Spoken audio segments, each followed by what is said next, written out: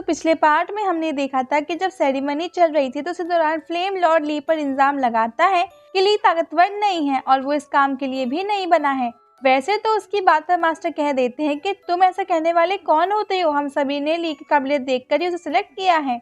लेकिन बाद में फिर ली को टेस्ट देना ही पड़ता है क्योंकि उसे साबित करना था कि हाँ वो सच में इस पोस्ट के लायक है। और अब वो एक ड्रैगन क्रिस्टल की मदद से एक तलवार को रिफाइन कर रहा था। उसने परफेक्टली उस तलवार के अंदर उस ड्रैगन क्रिस्टल को फिट कर दिया था।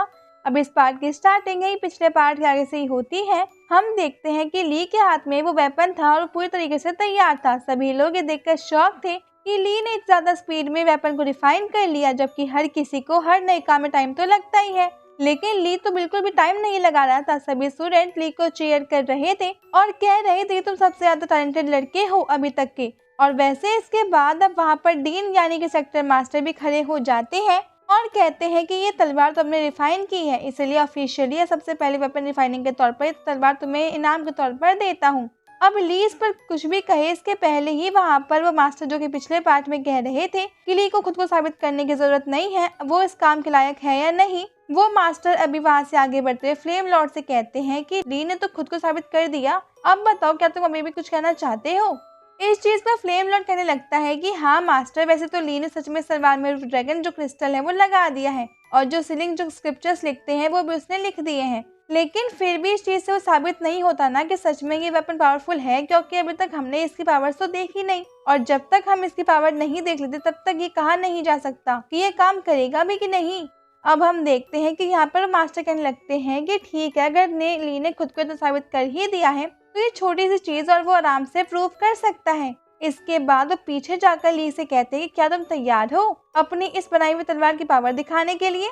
इस पर ली कहता है कि वैसे तो मास्टर मुझे कोई दिक्कत नहीं थी, लेकिन मैं नहीं चाहता कि इसे मैं यूज करूं। अब ये चीजें सब कोई बहुत ज्यादा शॉक हो चुके थे, लेकिन फिर ली वहाँ पर लूना को बुलाता है, उससे कहता है कि मैं ये तलवार तुम्हें गिफ्ट देना चाहता हूँ, मैंने ये तलवार तुम्हारे लिए ही बनाई थी। ये देखकर वहाँ पर सब कोई बहुत ज्यादा शॉक थी। वैसे तो लूना भी शॉक थी, लेकिन वो शॉक होने के साथ साथ बहुत ज्यादा खुश भी थी। अब वो वहाँ से थोड़ा आगे आती है और ली से उसे वो तलवार देते हुए कहता है कि लो इसकी ताकत का इस्तेमाल करो और फ्लेम लॉर्ड को दिखा दो कि तलवार बहुत ज्यादा काम करती है। अब तभी हम देखते हैं कि यहाँ दूर से ज़ुबी लोगों को छुपते हुए देख रही थी। अब पता नहीं वो थोड़ी सैड क्यों लग रही है, लेकिन वो दुखी होते हुए कहती है कि तुम्हें मैं छोड़ूंगी नहीं, और ये भी नहीं पता कि वो ऐसा ली को कह रही है या फिर किसी और को। अब हम देखते हैं कि यहाँ पर सभी लोग बहुत ज्यादा खुश थे और कह रहे थे कि सच में ली और लूना की दोस्ती तो बहुत ज्यादा पक्की है। वहाँ पर डीनी बहुत ज्यादा खुश थे, वो इस वक्त ओल्ड मैन से कह रहे थे कि सच में आप बहुत समझदार हो। पहले तो मुझे थोड़ा सा डाउट था क्योंकि अभी तक इतनी कम एज में किसी को भी हमने आर्टिफैक्ट मास्टर की पोजीशन पर नहीं देखा है, लेकिन आपका फैसला बिल्कुल सही था। अब ओल्ड मैन कहते हैं कि मुझे तो ये बात पहले से ही पता है। और इसके बाद हम देखते हैं कि यहाँ पर लूना उस तलवार को यूज कर रही थी और अभी उस तलवार की एनर्जी के साथ साथ उसके अंदर से वो ड्रैगन से बाहर आ जाती है। इसे देखकर सब लोग बहुत ज्यादा शॉक थे और कह रहे थे कि सच में ये वेपन तो कमाल का है, ये बहुत पावरफुल वेपन है। यहाँ तक कि डीन के भी शौक थे, वो कह रहे थे कि ली ने सच में कमाल कर दिया। लूना का लेवल अभी इतना है ही नहीं कि वो इतने पावरफुल वेपन का यूज कर सके, लेकिन फिर भी वो इतने पावरफुल वेपन का यूज करते हुए ड्रैगन स्पिरिट को समन कर पा रही है। इसके बाद ली को तो पावरफुल वेपन बनाने के लिए नाम मिलता है। हाँ, बाकी नाम तो सब ऐसे ही थे, लेकिन जो नाम उसे लूना की तरफ से मिला था वो ही उसका सबसे बड़ा इनाम था। और इसके बाद हम देखते हैं कि सभी स्टूडेंट बहुत ज्यादा शौक लग रहे थे।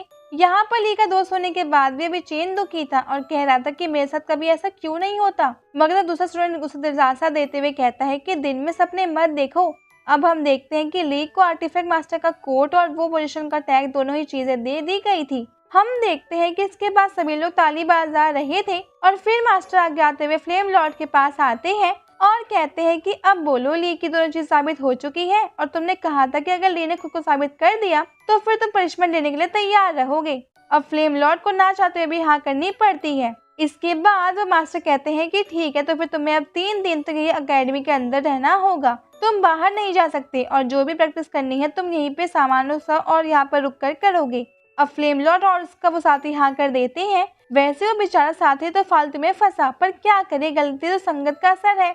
यहाँ पर अब डीन कहते हैं और आगे आते हुए कह रहे थे कि अब कंपटीशन बहुत ज्यादा नजदीक है, इसलिए तुम लोगों को जमकर प्रैक्टिस करनी होगी, साथ ही भी कल्टिवेशन करना चालू कर देना जिससे तुम ज्यादा से ज्यादा लेवल पर जा सको, क्योंकि इस बार कोई चांस नहीं है, हमें फर्स्ट आना ही होगा। वैसे भी हमारी परफॉर्मेंस हर बार बहुत ज्यादा खराब रही है, और उसे रिकवर करने का ये हमारे पास एक आखिरी मौका है। अगर हम फिर से नीचे आते हैं तो हमारी रिस्पेक्ट बाकी सभी सेक्टर के सामने बिल्कुल नीचे गिर जाएगी। अब इसके बाद सीन चेंज होता है। हम देखते हैं कि रात का टाइम था। डीन अभी बाकी सभी एकेडमी के डीन से बात कर रहे थे। वो सभी आपस में बात कर रहे थे, जिसमें अभी हमारे वाले डीन कहते हैं कि कंपटीशन बहुत ज्यादा नजदीक है। रिजल्ट का तो कुछ नहीं पता, लेकिन इस बार हमारे सेक्टर को जितना ही होगा, और फर्स्ट पोजीशन नहीं तो थर्ड पोजीशन तो नीचे हम सोच भी नहीं सकते, क्योंकि उससे नीचे कोई फायदा ही नहीं है। वैसे हम यहाँ पे पता चलता है कि टोटल 5 लोग जाएंगे उस कंपटीशन के लिए, और वो 5 लोग सारे एकेडमी से सिलेक्ट होकर जाएंगे, क्योंकि एक सेक्टर की तरफ से सिर्फ 5 लोग को ही भेजा जा सकता है। अब हम देखते हैं कि दूसरे दिन वो कह रहे थे कि आपने बिल्कुल सही कहा, हमें कुछ तो करना ही होगा। इस बार हम नहीं हार सकते, क्योंकि हर बार यही हो रहा है। हमारे पास कोई ऐसा डिसिपल नहीं है जो इतना ताकतवर हो कि उस कॉम्पिटिशन में फर्स्ट पोजीशन हासिल कर पाए। लेकिन अब हमारे वाले डीन कहते हैं कि आपने बिल्कुल सही कहा, पर इस बार एक होप है, क्योंकि ली एक ऐसा स्टूडेंट है जो कि बहुत कम एज में आर्टिफैक्ट मास्टर की पोजीशन कर ले चुका है। इसलिए मेरे हिसाब से शायद वो फर्स्ट पोजीशन भी हासिल कर सकता है, क्योंकि उसमें एक बात तो है, वो कभी हार नहीं मानता। वैसे इसके बाद फिर से सीन चेंज होता है और हम अली के पास आ जाते हैं, जो कि इस वक्त उसी चीज को रिफाइन करने की कोशिश कर रहा था जिसे वो 5 कलर रेनडियर के पास से लेकर आया था। यहाँ पर वो उसे लेकर बैठ जाता है। जैसे ही वो उसे रिफाइन करना स्टार्ट करता है तो कुछ देर तो कुछ भी नहीं हुआ था, लेकिन फिर अचानक से वहाँ पर एक एनर्जी बढ़ने लगती है। हम देखते हैं कि ली की बॉडी में थोड़ी थोड़ी ग्लो भी कर रही थी, लेकिन फिर इसके बाद ये पार्ट ये भी खत्म हो जाता है। तो लाइक कर दीजिएगा और चैनल सब्सक्राइब कर लीजिएगा। अब हम मिलते हैं आपसे अगले वीडियो में। Take care.